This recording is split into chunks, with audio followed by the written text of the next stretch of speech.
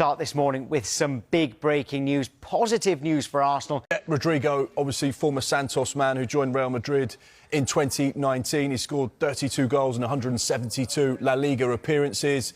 He's won 3 La Liga titles. He's won 2 Champions Leagues.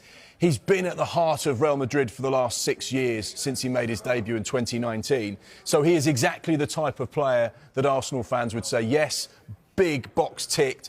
He's what we want. We want players of that kind of calibre. A Brazil international as well. We reported on the transfer show that he was a player of interest with regards to Mikel Arteta's rebuild over this summer. They're looking for players that can play down that left-hand side, which Rodrygo can.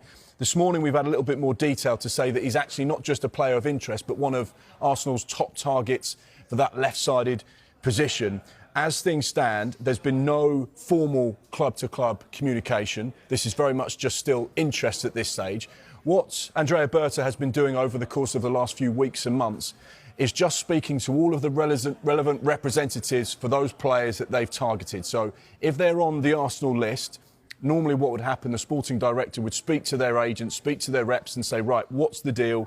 How much would it cost to get him out of the club? Would he be interested in joining us and being a part of this project? How much would he want wages-wise?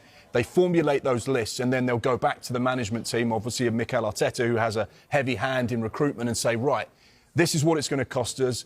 This is the metrics with regards to finance. Who do you want and in what order?